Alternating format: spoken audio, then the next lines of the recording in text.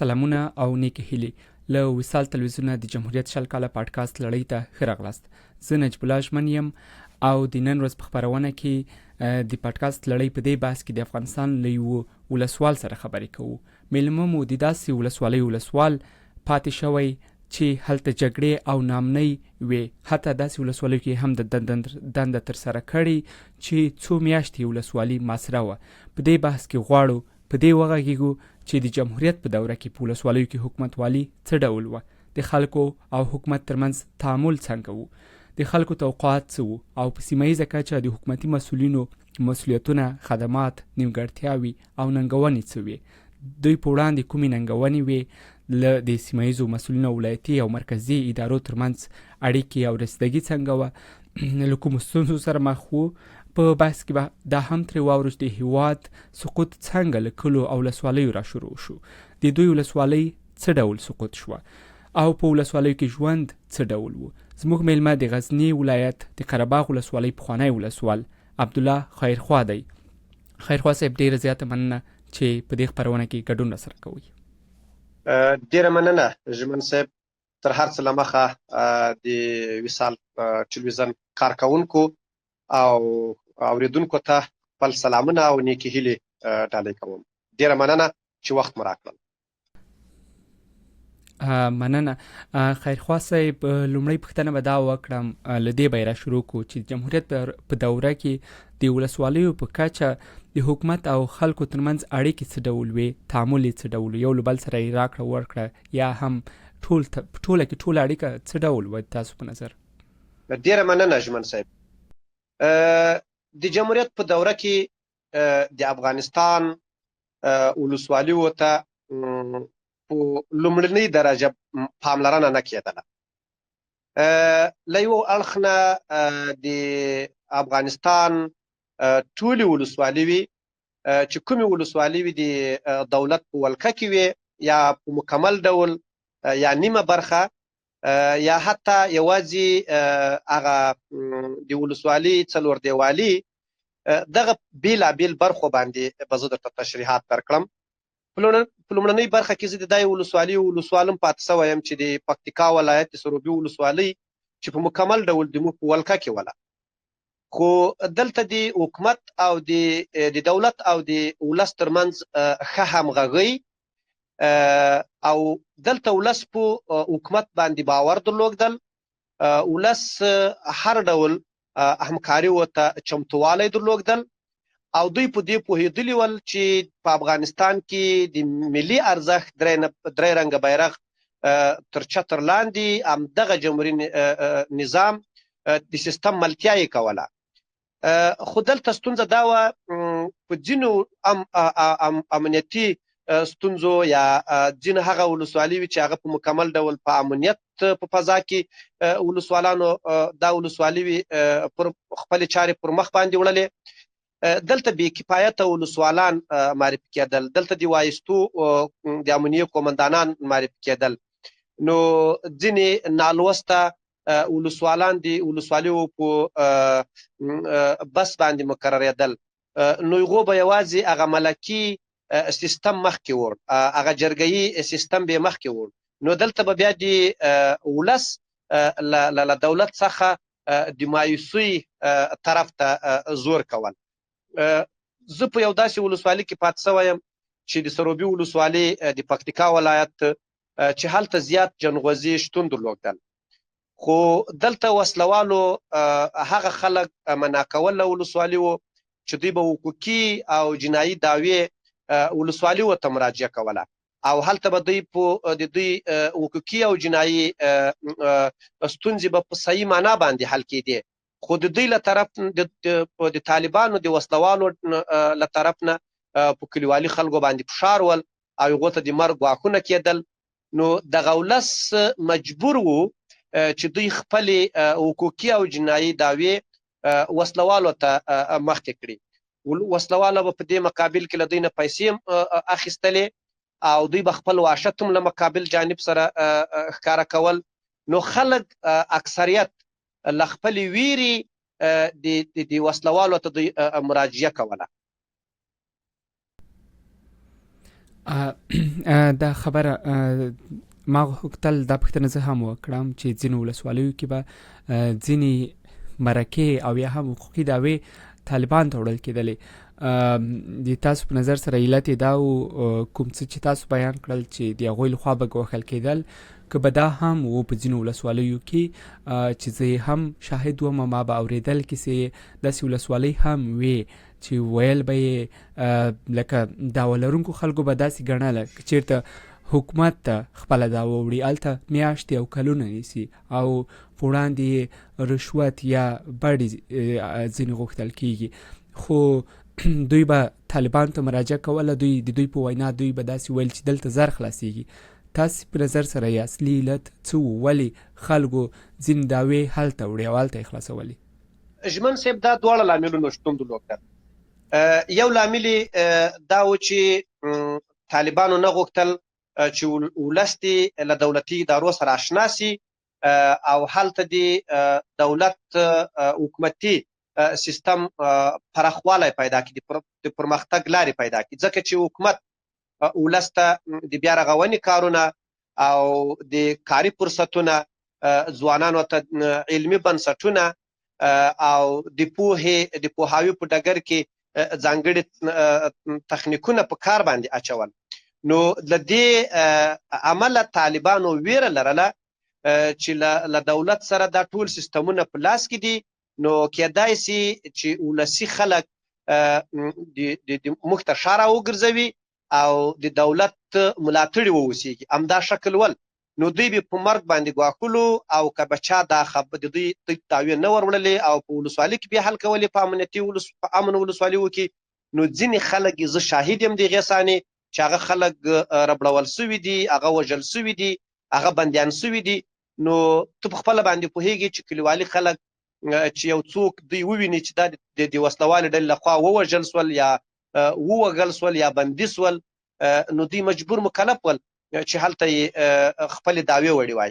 بل اړخ دا هم و، ګوره هر هغه دولت ولس ته دلته هر هغه نظام کې په ولسي اړخ باندې په حکومتي اړخ باندې داسې دولت نشته چې هلته بډې نه پکې اخیستل کېږي. خو یو لامل دا هم و چې په ځینو ولسوالیو کې چې په وایسته باندې ولسوالان او د امنیه قومندانان معرفي سوي ول، څرنګوالان او قاضیان ګمارل سوي ول، دا خبره پټه نه ده چې ځینې اخیستل کېدل. خو د ما په اداره کې چې ما په ځینو امن ولسوالیو کې خپله د ولسوال دنده پر مخ وړې ده، دغه سیستم زه ډېر خلاف کوم چې په دې عمله زه څو ځله تبدیل هم سوم، ځکه چې ما د رشوت مخه نیولې وله او ما غوښتل چې زه ولس ته خدمات وړاندې کړم. ولس وسلوالو ځورولی ده، هغو ټپي کړی ده، هغو ژړولی ده، زه یې څنګه وکولی سم چې هغه په غېږ کې ونیسم او د ولس اوښکې څنګه ورپاک کړم او د ولس د پرارونو درملنه په کوم ډول باندې وکړم. نو موږ ته به خنډونه ایجادېدل. دا زه منم جمهوریت کې هم ستونزې وې، هم ناخوالې وې، خو مګر تر اوسني حالاتو او د تر وسلوالو زیات خدمات هم بیا جمهوري نظام ورته وړاندې کول. نو دا لاملونو شتون درلودل. ژمن صاحب مننه. تاسو یادونه وکړه چې دولت خدمات وړاندې کول او یعنی مختلف ښېګڼې لرلې، نو ځکه باید خلک ورغلي وای. ترڅنګ دا یادونه هم کوي چې ځینې ولسوالیو کې غیر مسلکي کسان واکمن و یا ولسوال ول. دغه د خلکو د دولت ترمنځ د فاصلې د کمولو لپاره ولسوالانو څه کول، یا ولسوالۍ کې نورو مسؤلینو، ولسوال، امنیه قومندان، ښاروالي، مختلفې برخې وې، د عوایدو برخې وې، مختلف ادارې وې په هره ولسوالۍ کې، امریتونه او مدیریتونه وو. د خلکو او د دوی ترمنځ اړیکې څومره نږدې وې یا نږدې کولی سوی؟ زه د امن ولسوالۍ په اړه باندې خبرې کوم ځکه زه په ځینو امن ولسوالیو کې پاتې شوی یم. که د دواړو په اړه باندې خبرې وکړئ لا به ډېر ښه وي، که دا پرتله یې مو وکړئ، ځکه تاسې هم په امن ولسوالیو کې وئ، هم په وروستیو کې په ناامنو کې وئ. د امن ولسوالیو په اړه به زه دا خبرې درته روښانه کړم. ستونزې وې، مداخلې وې هلته د ولسي جرګې له وکیل نه رانیولې د ولایتي شورا تر وکیله پورې د ولسوال په چارو کې دغه مستقیما مداخله کوله. حتی زه د دې صحنې شاهد یم چې والیانو د موږ په حقوقي او جنایي دعوو کې مداخله کوله، ځکه چې دوی په خپله څوکیو باندې ویرېدل چې موږ به په شفاف ډول باندې کومه حقوقي دعوا یا جنایي دعوا د ولسوالي په سطح باندې په خپلو ادارو کې راڅرخوله چې د هغو طرح مراحل تطبیق سي او بیا مرکز ته واستول سي. تر دې مخکې به د والي، د امنیه قومندان، د ولایتي شورا وکیلان، د ولسي جرګې وکیلان، دغو به هغه مجرم په هر شکل باندې د دې تر شا سي هر لاس ول، خو د مداخلو له کبل نه به موږ دې ته اړ کېدل چې دغه دعوه مشرانو ته وړاندې کړو. د دوه ډوله ادارې دي، یوه رسمي اداره ده په افغانستان کې، یوه فرعي اداره ده. فرعي ادارې د جرګو له لارې، د مشرانو له لارې دا حل کیږي. نو ته څنګه کولی سې چې بیا پرمختګ وکړي؟ ستونزې وې، خو مګر د ستونزو ترڅنګ د نهم ولسوالیو په اړه باندې که زه تاسو ته معلومات درکړم، زه د دای ولسوال هم پاتې شوی یم چې 9 میاشتې زه محاصره پاتې شوی یم. په 9 میاشتو کې موږ تقریبا 45 امنیتي ځواکونو شتون درلودل او موږ دې ته اړ شول چې موږ واښه خوړل او 4 میاشتې مو وچه لوبیا په اوبو کې پخوله چې نه ورسره نور مواد ول غذایي، یوازې لوبیا، او موږ دغه باندې ګزاره کوله. خو بیا هم د ولس له موږ سره ملاتړ ول، خو طالبانو ځانګړي خلک ګمارلي ول چې ولسوالي ته به له موږ سره په دې بد حالاتو کې، په ناامنه ولسوالیو کې چې موږ دومره محاصره وو او دښمن 4 طرفه په موږ باندې راګرځېدلی وو، خو ولس له موږ سره د شپې څه ځینې غذایي مواد بیا راته انتقالول، له موږ سره بیا همکاري کوله، له موږ سره د راپور په برخه کې همکاري کوله. یعنې په هغه وخت کې ولس ته دا په ډاګه سوي وله چې طالبان پردي پاله ډله ده، د طالبان تر شا د پردیو استخباراتي کړیو لاس ته دغسې د موږ د علم او د پوهې دښمنان دي او د افغانستان د پرمختګ دښمنان دي او دوی په بېلابېلو جنایي تورونو باندې تورن سوي ول چې هلته هغه جنایت دوی روښانه ول.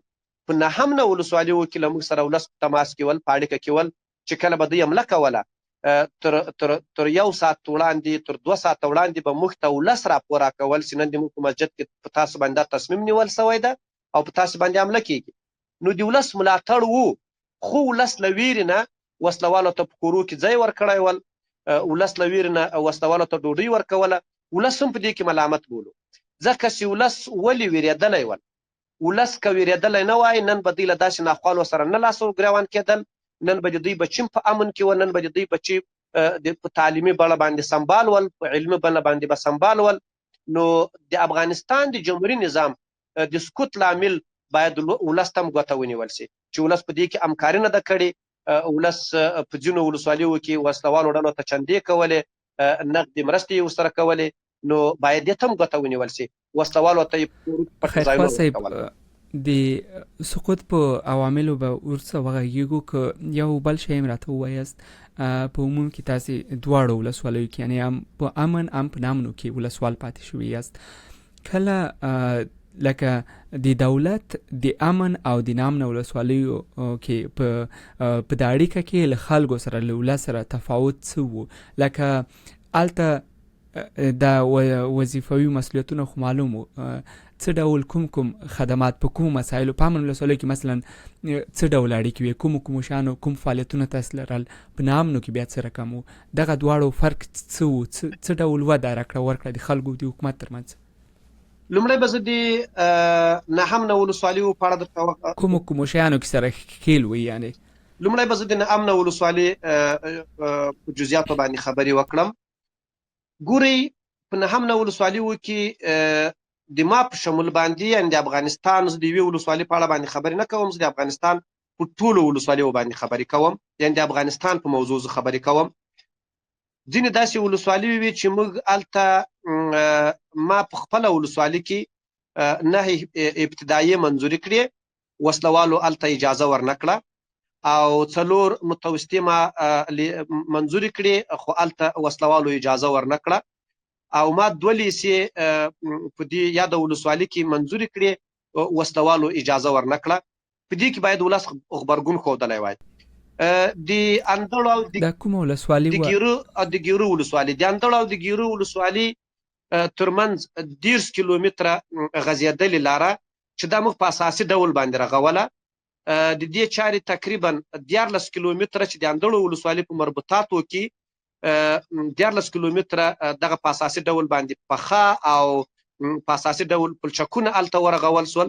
خو وسلوالو د دې په مقابل کې هغه نښتو ته زور ورکړی ول چې 21 شهیدان موږ پکښې ورکړي دي او 15 وسلوال له منځه پکې لاړل. او ما په دې برخه کې له ولس نه همکاري وغوښتله، ستاسو وسلوالو تکینات ورکړئ، دا تاسو د بچیانو لپاره دا په اساسي ډول باندې رغول کېږي، دا تاسو بچیانو ته میراث کېږي. نو دوی د وسلوالو ځواب ورته دا و چې موږ ته ګاونډي هیواد پاکستان اجازه نه راکوي او له ما سره یې ثبوت او خبرې اوس هم زه کولی شم چې دا اوس درته پلی کړم او تاسو یې ولس ته وغږوئ. نو دلته د ولس د نه همکاري له کبل نه چې ولس چوپتیا غوره کړې وله، ولس د وسلوالو له وحشت له کبل نه د دې مخنیوی ونه کړل چې دې سړک ته اجازه ورکول شوی وای، او هغه سړک په نیمایي برخه کې پاتې سول او هغه علمي بنسټونه په نیمایي برخه کې پاتې سول. ما 4 کلینیکونه منظور کړل له مشرانو سره په اړیکه کې. مشران څو ځله د کویټي تر شورا تر پیښوره تر اسلام آباد پورې پسې ولاړو چې دلته مهم مرکزونه پاکستان کې شتون درلودل، ځکه وسلواله ډله پاکستان روزلې ده او دوی اوس هم د پاکستان خلک دي او هلته هم د پاکستان خلک او دوی ټول امر اوس هم له پاکستان صادریږي او په هغه وخت هم له پاکستان صادرېدل. نو پاکستان کله هم د افغانستان پرمختګ نه غواړي. راځم نه هم نه ولسوالي په اړه باندې وبخښئ، د کلینیکونو ترمنځ دا ځینې مثالونه که ورکوئ د ولسوالیو نومونه هم که ورسره اخلئ همدا ټول د ګیرو په ولسوالي کې، دا کلینیکونه هم هماغه د ګیرو او د اندړو په ولسوالي کې ول.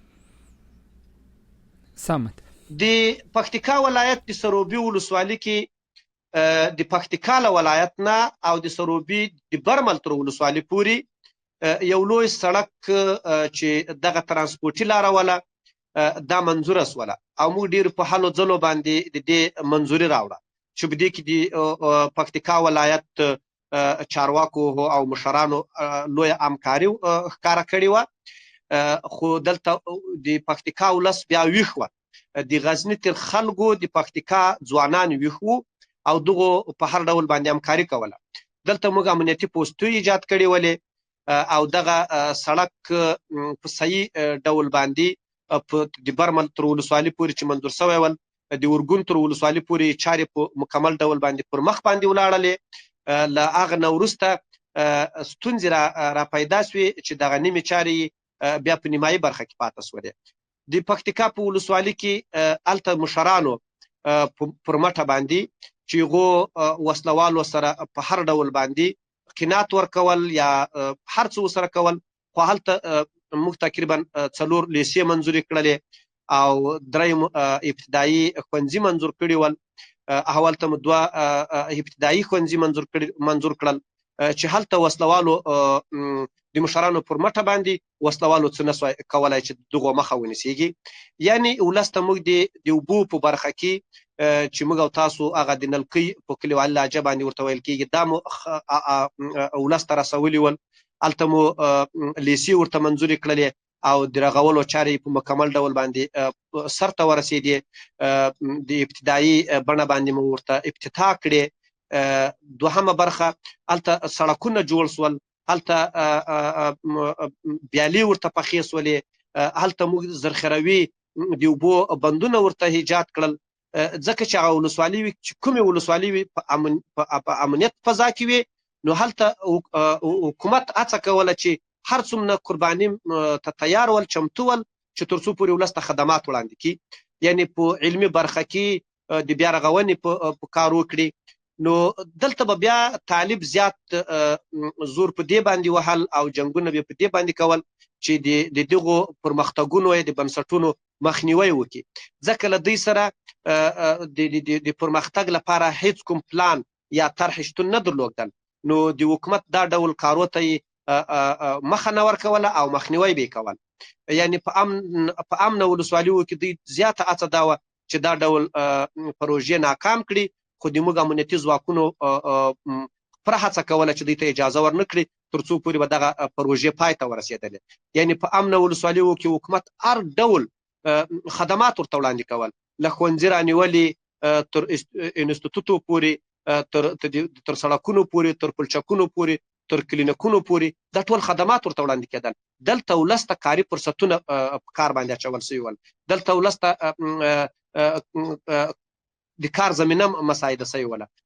داسې خلک ول هلته له ما سره، داسې په اداره کې داسې ځوانان هم ول چې هم پوهنتون ویل، هم لیسه ویله، او هم له موږ سره په اداره کې کارمندان ول. نو هغه د کتاب او د قلم او د کتابچې مصارف له دغو معاشه ورکول کېدل. نو د امنه ولسوالیو په اړه باندې همدغه ډول خدمات وړاندې کېدل، خو طالب هڅه کوله چې د دې مخنیوی وکړي، خو مخنیوی نه سوای نیوی، ځکه چې هلته ولس په همکاري کوله او ولس په دې پوهېدلو چې طالب ما وژني او دولت ماته خدمات وړاندې کوي، طالب سړک ورانوي او دولت ماته سړک جوړوي. د دوی دغه په کلیو کې د موږ د واکسینو پروژې، د میرمنو په برخه کې د خیاطي سیستمونه، میرمنو ته کاري فرصتونه په کار باندې اچول سوي ول. دا د امنه ولسوالیو په اړه باندې ما خبرې وکړې اجمل صاحب. مننه، خوشحاله اوسئ. د مقایسه مو وکړه، خو نامنه ولسوالۍ تاسو هم یاد کړئ چې نامنه وي، هلته ولس څه همکاري کولی سوی، رښتیا یې کولی سوی که هغوی هم له ستونزو سره مخ وو؟ تاسو کوم همکاري چې تمه ځینې لرئ دا واقع بینانه وه؟ هغوی کوم څه پکې کولی شوی که د هغوی له وس نه پورته موضوع وه؟ ګوره امنه ولسوالیو چې وې هلته د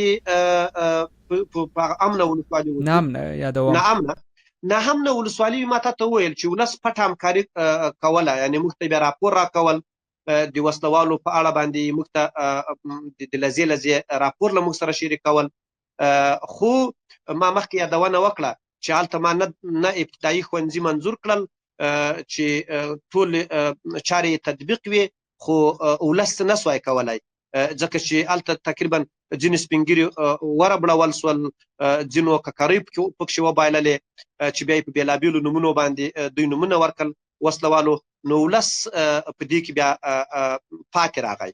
یعنې ما چې کوم کلینیکونه منظور کړي ول، په دې کې د ګیرو ولسوالۍ مرکزي کلینیک ول، که تاسو وګورئ د اندړو ولسوالۍ، د اندړو ولسوالۍ داسې نه امنه ولسوالي وه چې یوازې څلور دیوالي د دولت په لاس کې وله، خو دلته د ولس همکاري وه. که تاسو ته بې زه نوم په روښانه ډول یاد کړم، رحمت الله اندړ چې لومړنی پاڅون رحمت الله اندړ په ټول افغانستان کې رحمت الله اندړ او مجید قرار رامنځته کړل، چې بیا دغه خلک و چې په 10 کسیزه ډله راپورته سوله او د طالبانو په مقابل کې دوی جګړه پیل کړله، چې تقریبا د 6 میاشتو په تېرېدو سره د ولس دومره لویه همکاري وه چې 15 یا کلي په 6 میاشتو په داخل کې د دولت ولکې ته ولوېدل، او دغه د پاڅون لیکې تقریبا 300 کسانو ته ورسېدلې.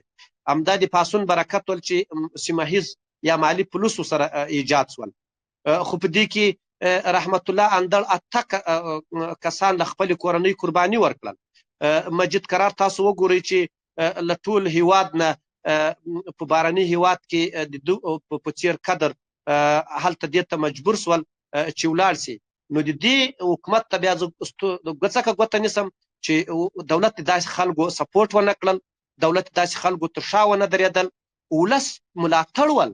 که چېرته ولس له طالب سره خوشحاله وای نو بیا څلور دیوالي د تا په ولکه کې وي او ټوله 525 کلي ولسوالي د اندړو شمیر لري او دغه ټول د طالب په ولکه کې او بیا په دونه بد وضعیت کې پاڅون ملي پاڅون پراخوالی پیدا کوي او تر 200 تر 250 تر 300 کلي د دولت په ولکه کې راځي او هلته د بیا رغونې کارونه پیلیږي او هلته دوی ته د فاتحې یا د واده لپاره د واده مراسمو لپاره سالونونه په کار باندې اچول کیږي هلته سړکونه ورته پخېږي، پلچکونه ورته پخېږي، مرکزي شفاخانې کې با استعداده ډاکټران ګمارل کېږي، ځوان نسل ته کاري فرصتونه په لاس باندې ورکول کېږي. یعنې دلته ګوره د ولس همکاري وه، خو په ځینو برخو کې زه بیا په ولس باندې هم پړه ورچوم. لکه حکومت یا دولت په اسمان دولت هغه ټول امکانات ورته برابر کړي، اوس د همکاري ورسره وکړای سي که نه؟ دې پوښتنې ته هم که ځواب راکړي او ترڅنګ یې که دا راته ووایي تاسې په نظر سره مثلا ولې ځینې ولسوالۍ امن وي ځینې ناامنه وي؟ لکه دولت خو همدا یو دولت و، لکه خلک هم دا یو خلک و. مثال که ووایو سروبي ولسوالي ولې امن وه؟ مثلا د غزني اندړ ستاسې هلته وي پکې ګیرو مو یاده کړه یا دا ځایونه دا ولې نامنه و؟ لکه تاسو ته فرق معلومېدلو تفاوت څه و د دوی د امن او د ناامني؟ ولې یوه امن و یوه نامنه و؟ مثلا لکه تاسو ته څه شی ښکارېدل دا علتونه؟ لومړی به زه د سروبي ولسوالۍ په اړه باندې معلومات درته وړاندې کړم. تاسو د دې صحنې شاهدان یاست چې د سروبي ورګون او دغه زون کلونو باندې محاصره وه، خو دلته چې د عزیز الله کاروان او د وزیر شاهین په نوم باندې دوه اتلان راپورته سول او دوی له طالبانو سره مخامخ جګړه پیل کړه، نو دوی سیمه هیڅ پولیس ورته ایجاد کړل او دوی قرباني ورکړې. هلته یې امنیتي ځواکونو ترمنځ یو لړ عزیز الله کاروان او وزیر شاهین همغږي رامنځته کړه، نو دوی قرباني و په بدل کړي او د زیاته ککریو قرباني کېدل همدغه ولسوالیو کې امنیت فضا رامنځته سوله.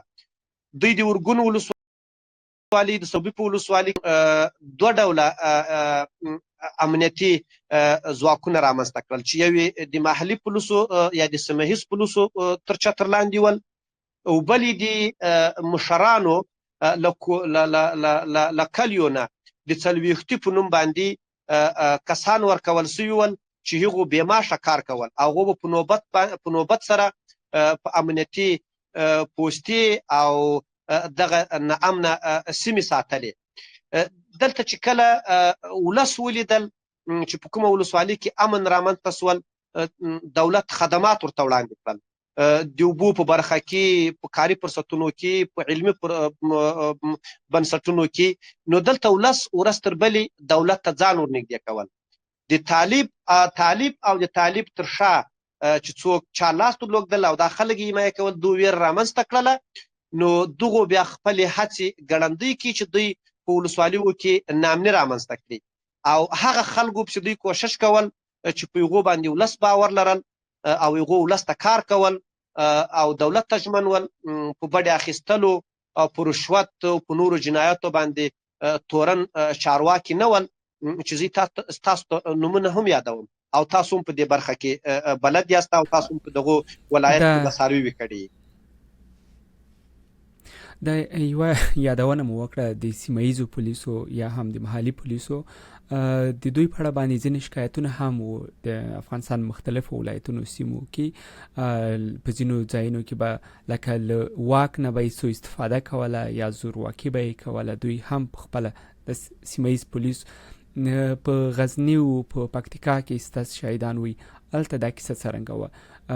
ځینو خلکو شکایت ځینې لري، د تاسو په نظر سره دا شکایتونه څومره جدي وو هغلته او یا هم د تاسو د سترګو لیدلی حال څه وو؟ هلته دوی ظلم کاوه، زورواکي کوله یا په زور باندې له چانه مثلا لکه ځینې باج په شکل سره کوم څه اخیستل یا نور څه داسې وو که نه وو؟ که هغه له نورو ولایتونو یا نورو سیمو سره توپیر وو؟ له سیمه ییزو پولیسو نه یو د حکومت هغه برخه وسې نیوکه پرې ډېره وه. ژمن صاحب، د یوې ټولنې ایجادول ډېر اسانه کار ده، خو د هغې اداره منجمنټ کول بیا ستونزمن کار ده. یو خو افغانستان ډېر جګړه ییز هیواد تېر سوی ده او په دې کې 45 کاله جګړه رامنځته سوې ده. هغه نظامي چې د سیمه هیڅ مسؤلیت درلودل یا قومندانان ول، یاسر ګروپان ول د پکتیکا د ولایت ځانګړی درته تشریح کوم او د غزنی د ولایت ځانګړی درته تشریح کوم. لومړی راځم د غزنی ولایت. او کلن لاندې د غزنی په ولایت کې ما ته ویل چې کله هلته رحمت الله اندړ یا د هغې کورنۍ دغه یا مجید قرار دغه پروژه مخکې وړله، نو دا هر څه سم روان ول، ځکه چې هغه خلک هلته ګمارل چې هغه د ولس په ژبه باندې پوهېږي او هغه ولس ته خدمات وړاندې کولی شي او هغه له ولس سره ظلم نشي کولی. په دوهمه برخه کې دښمن داسې خلک د لیکو ته داخل کړل، د سیمه هیڅ پولیسو او د پاسون لیکو ته، چې هغه د بدنامولو لپاره چې هلته د بدنامولو لپاره کار کول، او هم د سیمه هیڅ پولیسو لیکي بدنامولې، هم د ملي پاسون لیکي بدنامولې. یعنی په دې کې د دښمن پراخه لاسوهنه رامنځته شوله چې دولت په دې کې ځینې ناغېړۍ ګوته په سترګه باندې باید ورته وکتل شي. او بله خبر دا چې دښمن په دې کې په اخیری شیبو کې دښمن پراخه لاس دا و چې خپل کسان داخل کړل او د دې خلکو د بدنامولو لپاره یې کار پیل کړل. ولسي خلک یې ځورول، له ولسي خلکو له ځینو وزو په دې باندې سترګې باید پټ نه کړم، باج اخیستل کېدل، پیسې ځینې اخیستل کېدلې. دا د دښمن خلک ول او هغه خلک چې هغو کار کول هغه د دښمن له طریق نه ټارګیټ سول، ووژل سول، معیب سول. نو په دې خاطر باندې په اخیری شیبو کې چې دغه د وطنپاله او په اداره منجمنت خبر خلک یا پوه خلک دا له منځه ولاړل، نور هغه د دښمن چې کوم خلک ول دغه صحنې ته رالل، نو دغه ستونزې رامنځته شولې. کنې تر دې مخکې څو کاله دا پروژه ډېره په شفاف ډله باندې مخکې روانه وله او ولس یې ملاتړ کول. عین شکل د سروبي ولسوالۍ. مننه. یعنی تاسو وایستئ هغه کسان چې زورواکي کوله یا خلک ځورول دا ټول لکه د دولتي مخالفینو کسان وو چې په محلي پولیسو کې نفوذ کړی و، که نه دوی هم د دې برخه ول؟ ما تاسو ته یادونه وکړه، موږ ځینې کسان ونیول او ځینې کسانو دا اقرار وکړل چې موږ طالبانو را لېږلي یو او موږ د دې د بدنامولو لپاره کار کوو. حتی دوی لومړی په دای پلان باندې کار پیل کړل چې له دولتي ادارو سره به پټه همکاري کوله، هغو ته به راپور ورکول او دقیق راپور به ورکول چې هغه به سل په سله کې حقیقت ولوږدل. ځینې وسلوالو ته یې مثلا ضربې ورکړې، یعنی مرګ ژوبلې ورته واړولې. نو دولت په دوی باندې باور وکړل او دوی دولت ته ډاډ ورکړل چې موږ تاسو د سیمه هیڅ پولیسو قومندانان معرفي کړی، تر دې مخکې چې موږ له وسلوالو سره همکاري کوله، اوس موږ باید له دولت سره همکاري وکړو. نو دولت باور پې وکړل او د ولس له منځه دا خلک راپورته سول چې موږ زیاتره خلک ونیول او زیاتره خلکو په دې اړه باندې شاهدي ورکړل چې دوی دولت روزلي ول. نور دغه پروژه د ځینو کړیو لخوا چې هغه هم داخلي کړی وي، هم مافیایي کړی ولې، هم په دولت کې د موږ کړی ولې چې دوی غوښتل چې دا ډول خلک مثلا حمایه کړي. همداسې کومندانانو په سیمه ییز پولیسو کې ول چې د غزني ولایت د واغظ ولسوالۍ کې چې 21 ورځې د سیمه ییز پولیسو کومندان پاتې سولو، 22مه ورځ 2 لینجر موټر او 2 میله درنې او سپکې وسلې طالبانو ته تسلیم کړي. نو دا په دې معنا و چې نور سیمه هیڅ پولیس وویریدل او خپل او د ولسي خلکو نور په سیمه هیڅ پولیسو باندې ورځ تر بلې باور راښکته کېدل، ځکه چې هلته دوی په مصنوعي شکل باندې ووژل سول. دوی مثلا زار ورکول سول په ډوډۍ کې، د اشپزان طالبان ورته وګمارل سول. دلته ډیر سوالونه را پیدا کیږي که موږ دغه موضوع را څېړو نو ټوله ګوته بیرته وسلوالو او د افغانستان د جمهوري نظام دښمنانو ته نیوله کیږي. د سیمه ییزو پولیسو موضوع کې دې ته راشو، د ولسوالیو سقوط ته تاسې تقریبا غزنی ولایت 2 ځله سقوط شو د جمهوریت په دور کې، یو ځل د ټول افغانستان له سقوط سره او یو ځل لږ نه وړاندې څو کاله وړاندې چې سقوط شوی و او تاسې په دواړو دورو کې هلته ویه. تاسو د قره باغ د ولسوالۍ موضوع یاد کړه او ویل چې ولسوالۍ مو 9 میاشتې محاصره وه. دا دوره څنګه وه؟ تاسې ولسوالۍ په هغه وخت کې سقوط شوه؟ دا ما د ګیره د ولسوالۍ خبره تاسو ته مخکې وکړه، زه 9 میاشتې محاصره مو پکې پاتې سوي یو. تا د غزني د سقوط موضوع ته اشاره وکړه. د افغانستان سقوط په اړه به خبرې وکړم. د افغانستان سقوط له هغه ورځ نه پیل سول کله چې د ټرامپ په دوره کې د دوحې هیواد کې د وسلوالو او د امریکایانو ترمنځ قرارداد لاسلیک سول. د افغانستان د بربادي بنسټ له هغه ورځې کېښودل سول او د افغانستان سقوط له هغه ورځ نه پیل وکړ. له هغه ورځ نه ایسته هغه استراتیژیکو ولایتو ته چې هلته دښمن نفوذ درلودل او هلته ولسوالي وي په زیاتره برخه کې ناهمنه او د وسلوالو په ولکه کې وي، دلته بې کفایته چارواکي مقررېدل. مثلا والي ته ګوته نیوله کېږي، د لیوا قومندان ته ګوته نیوله کېږي، د امنیه قومندان د ولایت د امنیه قومندان ته ګوته نیوله کېږي او د ولایت د ملي امنیت رئیس ته ګوته نیوله کېږي. نو دا بې کفایته تیرې په وایستو او د پردیو کړیو لخوا د پیسو په زور باندې معرفي کېدل او دوی د ولایتو د سقوط او د ادارو د فلج کېدو هڅې کولې. یعنې دا په دې معنا چې دوی هلته خدمات وړاندې کړي، دوی د امنیتي ارګانونو ترمنځ همغږي رامنځته کړي، خو دوی دې ته کار کول چې د افغانستان جمهوري نظام د رانسکورېدې او د فلج کېدو هڅې پیل کړې وې. که تاسو فکر وکړئ په 2019 کې چې غزني ته کوم والي معرفي سول، ځکه د تاسو پالیسي کې به د چا د نوم یادونه مثلا اجازه نه ورکول کېږي. د 2019 کې داسې والي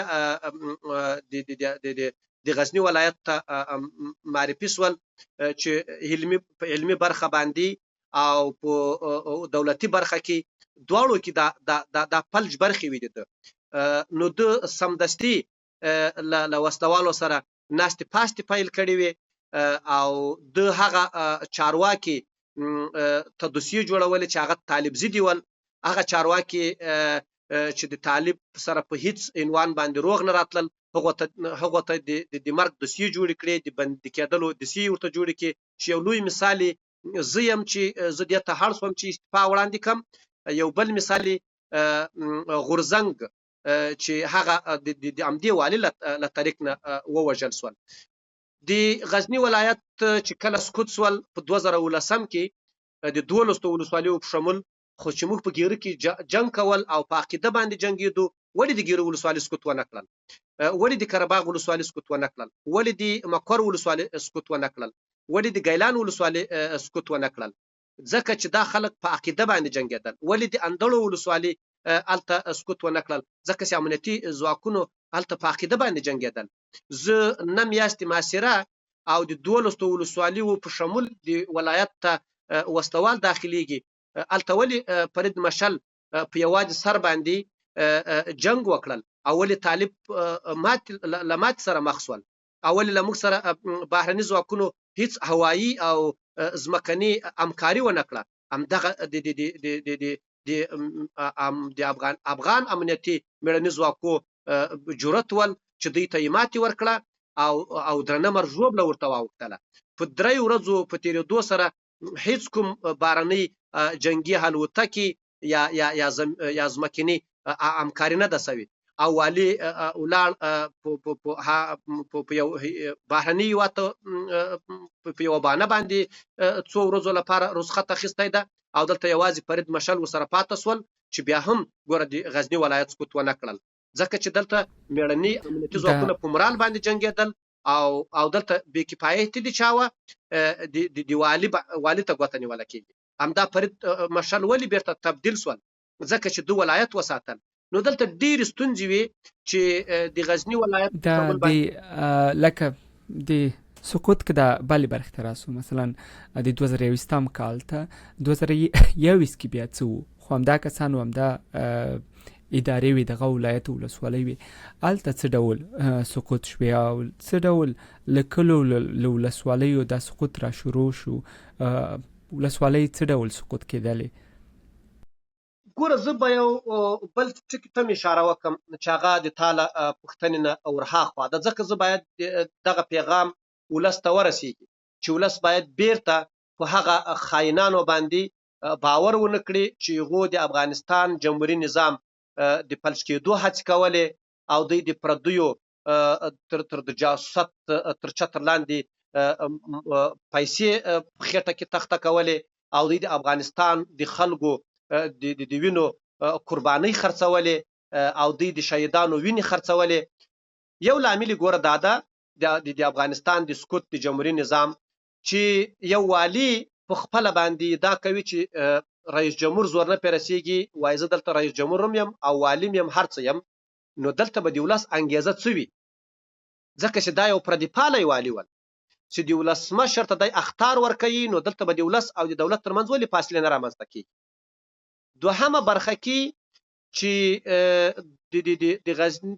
د افغانستان د سقوط د افغانستان سقوط به ورته ووایم، ځکه چې جمهوري نظام د ټولو افغانستان وګړو منلی ول او دوی رایې ورکړې ولې او دوی ته دا د منلو وړ و چې دغه سیستم موږ ته د منلو وړ ده او دوی همکاري ورسره کولې. دلته د افغانستان چې زه د غزني په ولایت کې ولسوال پاتې شوی یم، انګېزه کمزوري شوله، امنیتي ځواکونو ته په صحیح توګه باندې مهمات نه رسېدل، وسلوالو ته کمپیوټري ډرونونه ورکول شول، وسلوالو ته د شپې دوربینونه ورکول شول، 2019 وروسته وسلوالو ته د سپوږمۍ دوربینونه ورکول شول، وسلوالو ته لیزري دوربینونه ورکول شول چې هغه به په ثقیله سلاکي او په خفیفه یا په سپکو وسلو کې کارېدل او له ما څخه د ورځې دوربین واخیستل شول. ما ته مثلا 10 مرمۍ د راکټ راکول کېدلې او وسلوالو ته 20 مرمۍ د راکټ ورکول کېدلې. نو چې وسلوال هغو ته چا ورکولې دا سلاوي ستاسو یې داسې شمېر دا د نن روښانه نن ډالر څوک ورکوي؟ که نه همدا نن طالب ته ډالر څوک ورکوي؟ نن د طالب ته دا پالیسي څوک ورکوي؟ نن د طالب په نمایندګي باندې په بهرني هېوادو کې څوک خبرې کوي؟ ته په خپله باندې دا واضح ټکی ده. ګوره طالب یوه د پاکستان لاسپوڅې ډله ده. طالب 20 کاله په پاکستان کې وروزل شول، 20 کاله د افغانستان د زیربناو د بنسټونو د ورانولو لپاره کار کول. طالب شعار داول دا روایت مخکې کړی ول چې موږ جهاد کوو او افغانستان اشغال شوی، بلکې د دوی جهاد ناروا ول او دوی یوازې افغانان وژل. په دوحې په دفتر کې دوی له امریکایانو سره د غوښو په غوریو باندې ناست ول او په افغانستان کې دښمنان، په دوحه کې دوستان، له امریکایانو سره سوله، افغان امنیتي ځواکونو سره دښمني. ګوره دلته باید روښانه ټکو ته موږ اشاره وکړو. زه له هیڅ چا نه ویرېږم، یو له الله پاک نه ویرېږم. افغان ولس باید په دې باندې وپوهېږي چې طالبان اوس هم غلامان دي، 20 کاله پخوا هم غلامان ول. 20 کاله د پاکستان په غېږ کې وروزل شول، نن راغلي دي د خپلواکي دعوه کوي. پرون ما ته ډالر مردار دي، نن دته 40 میلیونه ډالر په روښانه ډول د بشري مرستو له ادرس نه ورکول کېږي چې د هاب کود په ځانګړي ډول د امریکایانو په ولکه کې ده. هاب کود د 3 ارګانونو وزارتونو معاشات اجرا کېږي چې هغه په نظامي برخه کې ده، د کورنۍ چارو وزارت، د دفاع ملي دفاع وزارت، د ملي امنیت ریاست. دا هاب کود د چاپ ولکه کې ده. له دې سیستم نه دوی ته معاشات اجرا کېږي. په ملکي برخه کې په 0.02 کود د چاپ ولکه کې ده. له دې سیستم نه دوی ته معاشات اجرا کېږي. نو دلته باید ولس په دې باندې وپوهېږي چې طالب یوازې د قدرت او د افغانستان د تباهۍ لپاره جګړه کوله. ولس باید په دې باندې وپوهېږي چې پرون د پلچک او کلینیک او مسجد ورانول نن د بیا رغولو لپاره در سره طرحه نشته. پرون د هم د علمي بنسټونه ورانول، نن هم علمي بنسټونو ته اجازه نه ورکوي. نو طالب باید غلامیت روښانه په ډاګه ده چې طالب څوک ده او چا راوستی ده. مننه. خیرخوا صاحب، د ولسوالیو سقوط پوښتنه مې سې وکړه، مطلب مې دا و چې څه ډول ولسوالیو سقوط شوې. لکه تاسو ویل وای په 2011 کې ځینې ولسوالیو مقاومت کاوه او نه شوی سقوط کېدلی، ولې په 2021 کې هماغه ولسوالۍ سقوط کېدلی او حتی په داسې حال کې چې په ډېرو ولسوالیو اته ولایتونو کې موږ د شهیدانو سي جنګ ونه شو. آیا نظامي ځواکونو تجهیزات او اکمالات وسله نه لرله یا دا توان نه لره په هغو ورځو کې که نه څه بله خبره وه، لکه ولې بې جنګه سقوط کېدلې، څه ډول ولسوالۍ سقوط کېدلې یا تسلیمېدلې؟ ګوره ژمن صاحب، په افغانستان کې دا لومړنی جمهوري نظام نه داسې سقوط سوی یا رانسکور سوی د موږ او تاسو د سترګو لیدلی حال چې په دا ډول ډېر نظامونه راچپه سوي دي. خو د جمهوري نظام په اړه باندې به زه تا ته وایم چې په 2021 کې ولې هغه ولسوالۍ سقوط شوې چې تر دې مخکې دوی نه سوی سقوط کولی. د غزني ولایت قره باغ په ولسوالۍ کې تر اخري شیبو پورې موږ پاته ول او 2 ورځې موږ معاشره وو. په ولسوالۍ کې موږ 24 نفرو شتون درلودل. د ولسوالۍ او د اردو تر کنډکه پورې تقریبا موږ امنیتي پوستې له لاسه ورکړلې. نو د دې تر دې ترمنځ هغه کومه غځېدل لاره سول دا د وسلوالو په ولکه کې واخیستله سوله. طالبانو تقریبا 1500 کورنۍ له د ولسوالۍ شاوخوا همدغه کلي خالي کړل.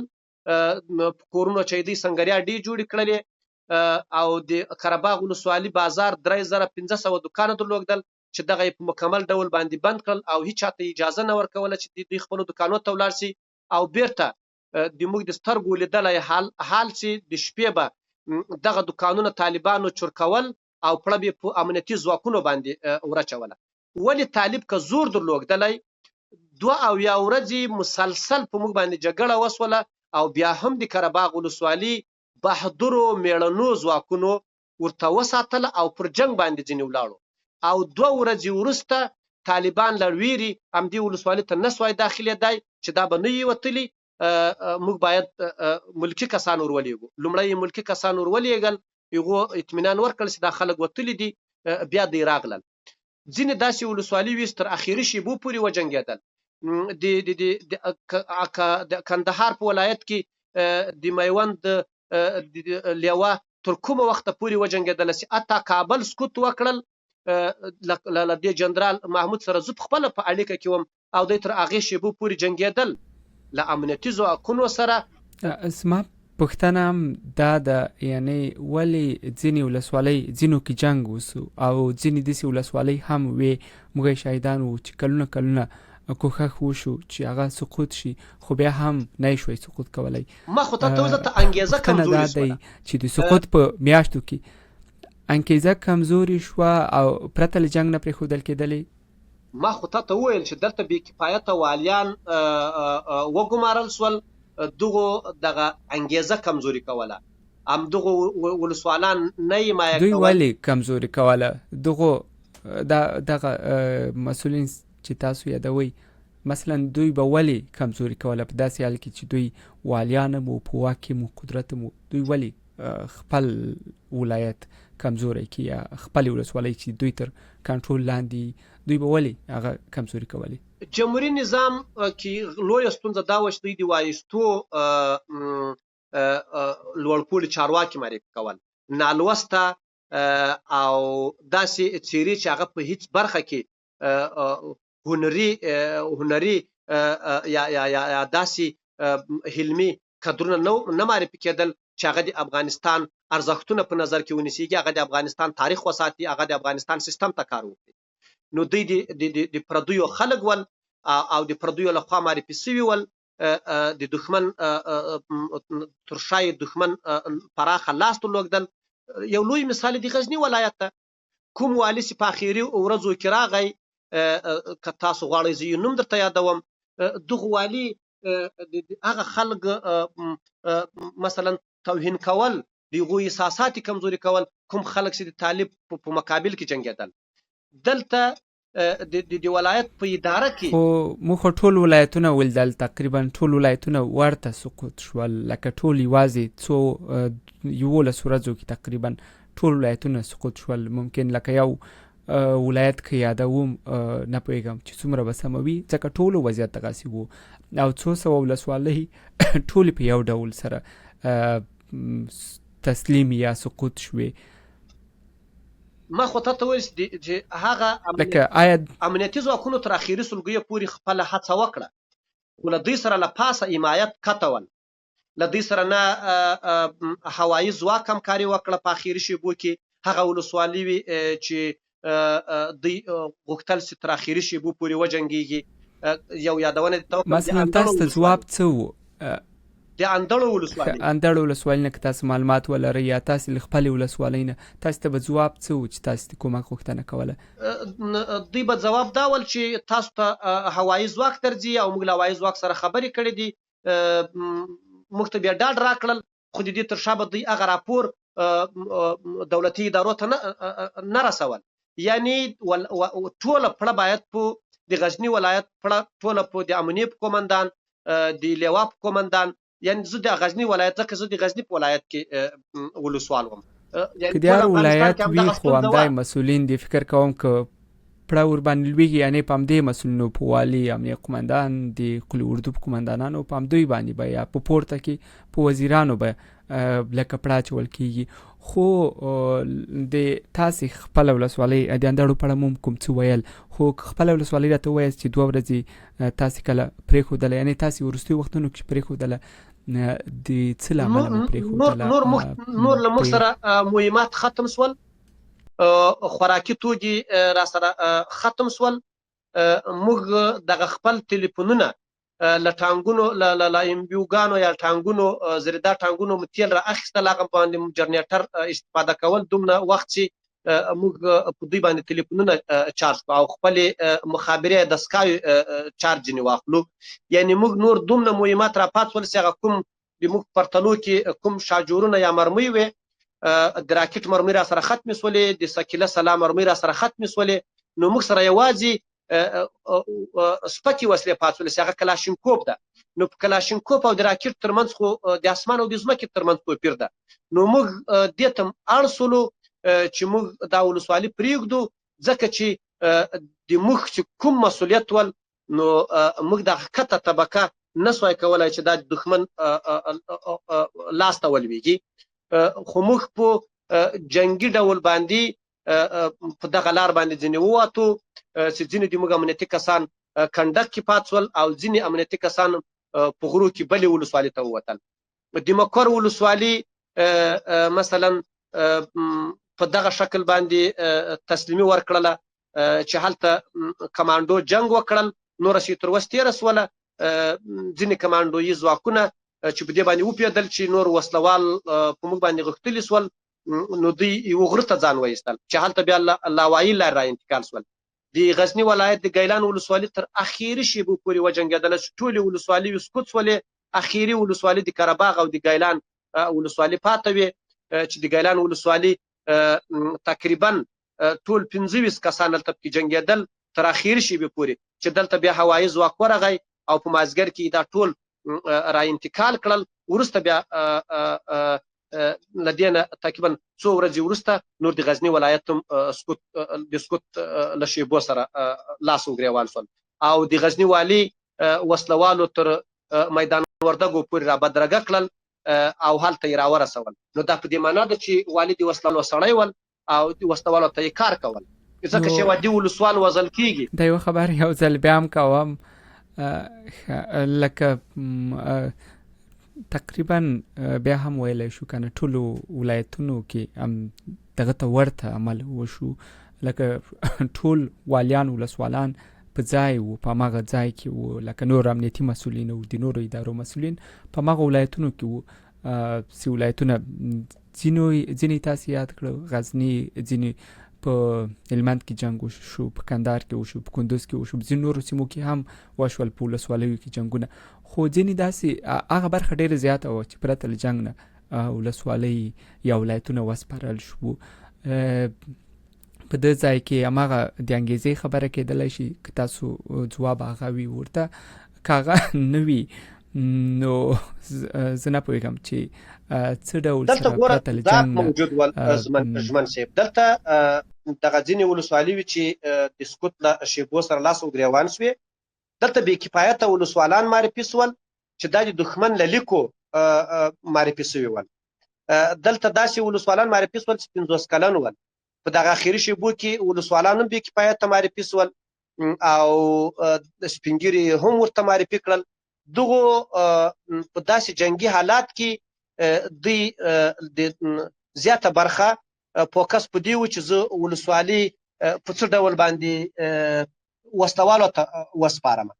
انګیزه نه وه چې کله انګیزه کمزوري سي او کله د ولس او د دولت ترمنځ فاصلې ایجاد سي او فاصلې اوږدې سي، نو دلته امنیتي ځواکونه ورځ تر بلې له ناخوالو سره لاس ګریوان کېدل. دوی ته په مکمل ډول مهمات نه سوای رسېدلی. هغه ولسوالي وي چې ټول اکمالات یې له هوایي لارې ول. یو لوی مثال یې درکوم چې امنیتي بهادر مېړني ځواکونه په صحیح معنا باندې وجنګېدل. د اندړو ولسوالي چې یو د سیني بیس په نوم باندې او یو د چاردیوال بیس په نوم باندې، دا ګوره 11 میاشتې محاصره چې ټول وسلوال هلته زور پې وکړل، خو دا خلک ورته تسلیم نه سول او تر هغه وخته پورې ورسره وجنګېدل چې دوی ته نور مهمات ور ختم سول او ټول مهمات ور خلاص ول. وسلوال رالو هم قومندان ور شهید کړل، هم دوی له منځه یوړل.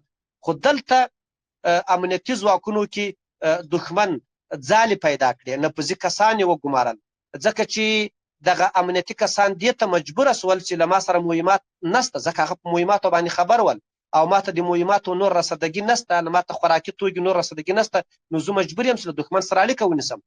نو له دښمن سره یې اړیکه نیوله کېدله او د بیس د کمزورتیا معلومات ورکول کېدل.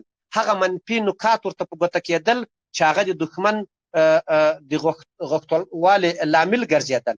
نو دلته زیاتې ناخوالې دا وې چې په لوړه سطحه امنیتي ځواکونو حمایت نه سول او دوی ته مهمات ونه رسېدل، دوی ته خوراکي توکي ونه رسېدل. دوی مجبور مکلف ول چې ولسوالي وي ورته تسلیم کړي. تر دې دا ښه وبلله چې نه به زه مړ یم نه به مې امنیتي ځواکونه مړه کېږي. هغه چا سره چې مهمات ول او دوی په خپل ځان باندې باور درلودل چې دا مهمات دې ما بسنه کوي، تر اخري شیبو پورې ورسره وجنګېدل. یعنی طالب افغانستان په زور باندې نه ده نیولی. ژمن صاحب، طالب افغانستان په زور نه ده نیولی. طالب اوس هم کمزوری ده، ورې هم کمزوری و. طالب د یوې معاملې له مخې پوښتنه م همدا وه، یعنې هماغه امنیتي ځواکونو چې کلونه یعنې د ولسوالیو ولایتونو نه دفاع کولی شوی، ولې په یو 2 میاشتو کې یا حتی په یو 2 اونیو کې بیا ټول ولایتونه ولسوالۍ په 2 میاشتو او ولایتونه په 2 اونیو کې تقریبا سقوط شول؟ همدا د تعجب وړ او پوښتنه وه. خو تاسو وایاست چې مورال یا انګیزه دا مورال ضعیفه سه او ترڅنګ یې تجهیزات او اکمالاتو یادونه هم کوئ. مننه. ډېره مننه.